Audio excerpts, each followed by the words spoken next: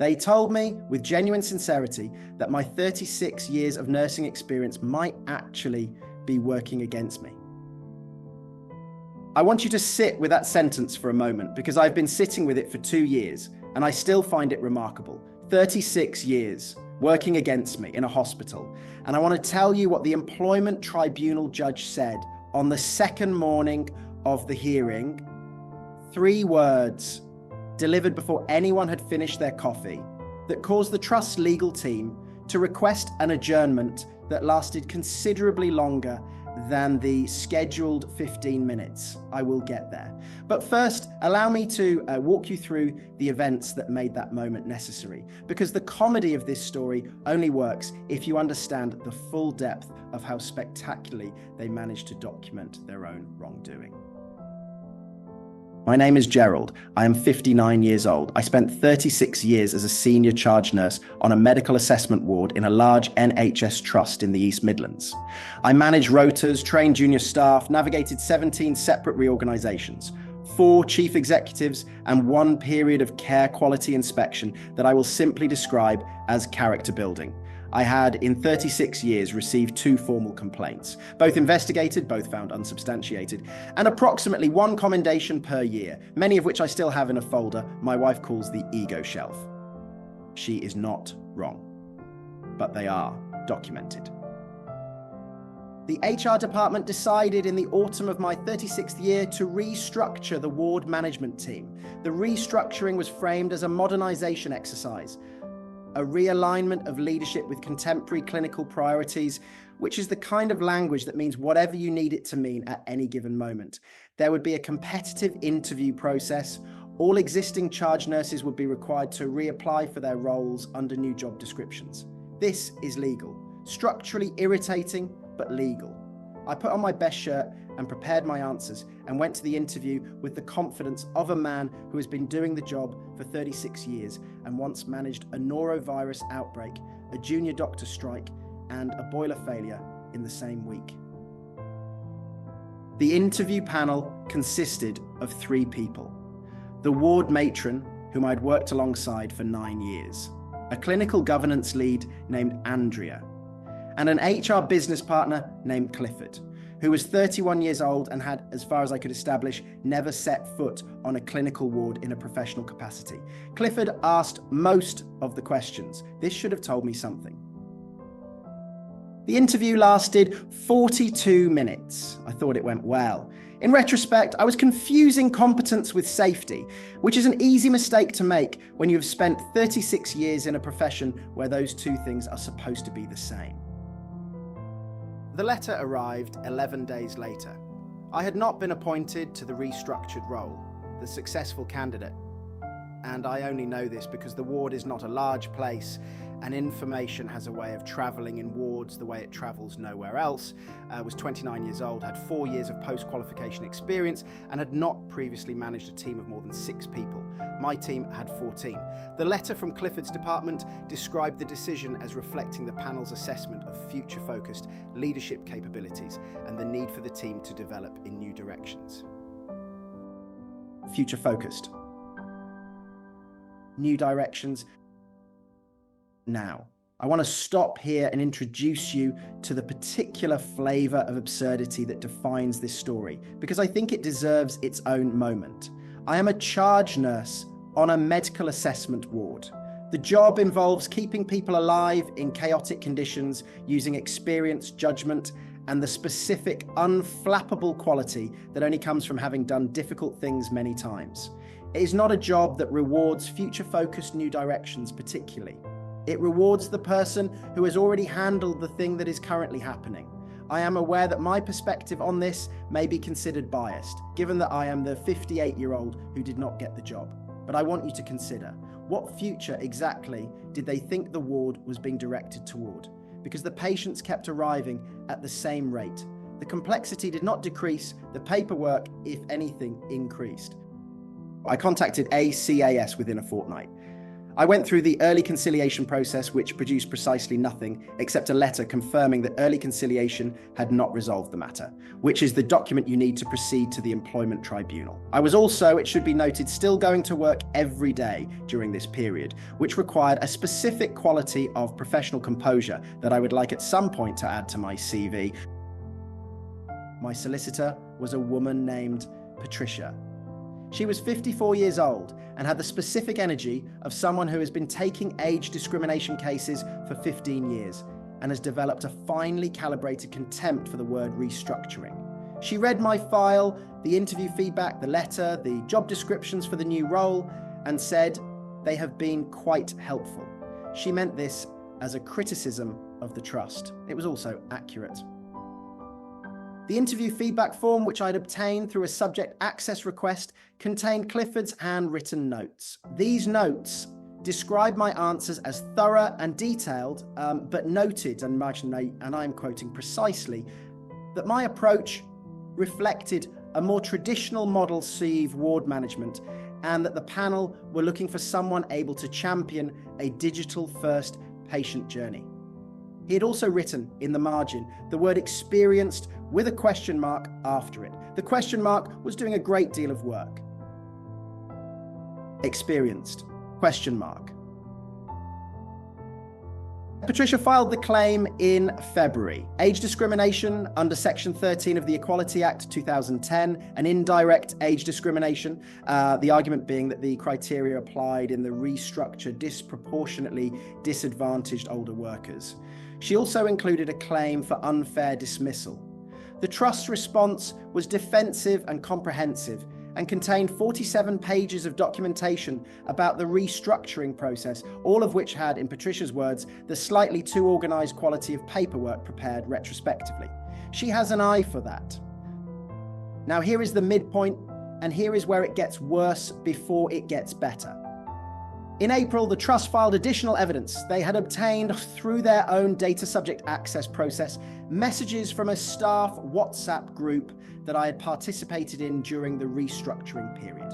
A group with 14 members used primarily for shift-related communication, occasional birthday announcements, and one long-running argument about the kitchen fridge that I do not fully understand even now. In one exchange from the week before the interview, I had responded to a colleague's message about the interview process by saying, "I've been doing this job since Clifford was in primary school, I'll be fine," followed by a laughing face.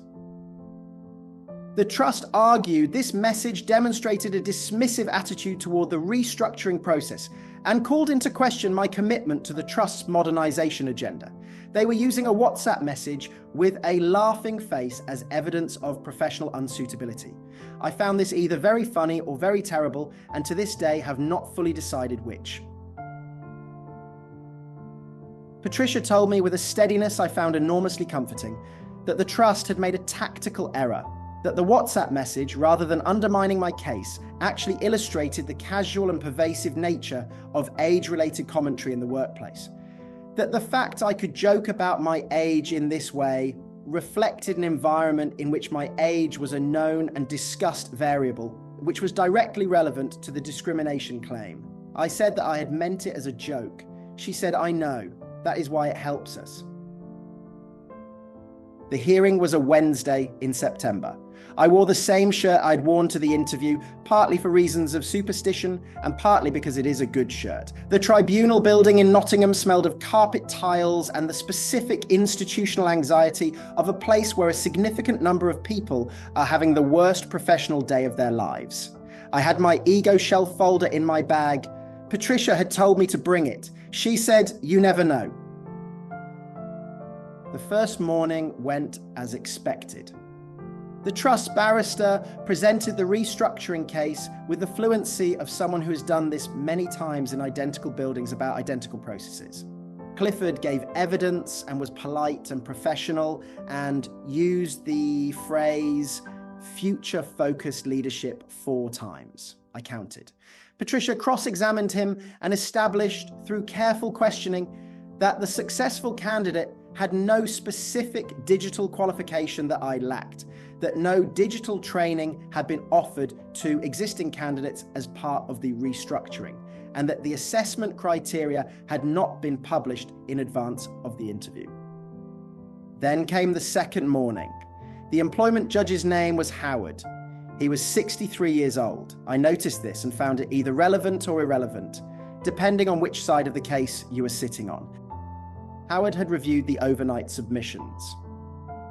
At 9:47, before any submissions from either party, he addressed the trust's barrister directly. He said, "I have read the feedback form." He paused. He said, "The question mark is interesting." 3 words. The question mark is interesting. Delivered with the flat certainty of a man who has made a provisional finding before the morning had properly started. The trust barrister requested an adjournment. Howard gave her 30 minutes. The adjournment lasted 2 hours and 40 minutes. Patricia and I sat in a small waiting room that smelled of old coffee and institutional hope. The thin, slightly unconvincing kind that forms in rooms where people wait to find out what happens next. She was calm. I was eating a shortbread biscuit from a packet I'd brought from home because I'd learned from 36 years of long shifts that you always bring your own food. She looked at my shortbread and said, "Offer me one of those." I did. We sat and ate shortbread and waited for the trust to decide whether they wanted Howard to continue explaining his interest in the question mark. They did not want that. The settlement offer arrived just before noon, £47,000, a reference that described my time at the trust in terms I found generous given the circumstances. No admission of liability. A confidentiality clause that covers the specific parties but does not, I have been advised, prevent me from describing the events in general terms, which is why I am able to tell you this story. £47,000. Patricia said it was a fair settlement given the risks of a full hearing. I said it was 36 years of service condensed into a number that felt like an amount someone had arrived at by asking how much it would cost to make this problem feel resolved without being resolved. She said, "Yes, that is what settlements are." I said, "I knew, I took it anyway." The unexpected ally in this story is Howard, the employment judge. He owed me nothing. He had not been lobbied or briefed outside of the formal process. He had simply read a feedback form overnight and seen a question mark that did not belong there and said so out loud in a room where the trust's legal team could hear him. That is what a judge is supposed to do. It is not always what happens. That morning, it happened. I did not return to the ward. My contract ended with the settlement. The colleagues I worked with for 9, 14, 22 years sent me a card. The ward matron, who had sat on the interview panel and said very little in my presence since the restructuring, signed it with a message that said simply, "We miss you already." I read that message standing in my kitchen, and I felt something I could not immediately classify. Not quite forgiveness, not quite the opposite, something in between that does not have a clean name. The shirt is on a hanger in my wardrobe. The ego shelf is still on the wall. The shortbread biscuits, I buy the same brand now out of a habit I cannot fully explain, are in the kitchen cupboard. My wife says I seem lighter. I think she means that in a good way. I am not entirely sure she is right. Here is the thing I cannot resolve for you and cannot resolve for myself. Clifford is still working in that HR department. The successful candidate is still charge nurse on my ward. The restructuring is still described in the Trust's public communications as a successful modernisation of ward leadership. The question mark on that feedback form is not in any public record because the settlement happened before the judgment and the judgment was never written. Howard's 3 words live only in the memory of the people who were in that room. I find that interesting. And not in a good way. What I want to ask you, and I mean this genuinely, not rhetorically, is what you would have done with the settlement offer. £47,000 before noon on the second day. No admission, no public record, no judgment that says experience question mark is the kind of thing that gets a hospital trust taken to a tribunal and asked to explain itself. Would you have taken it Or would you have gone back in there and let Howard finish his sentence? Because I took the shortbread and the settlement and I went home. And I think about that question more than I thought I would. And I have not arrived at an answer that feels completely right. Comments are open. I am genuinely asking,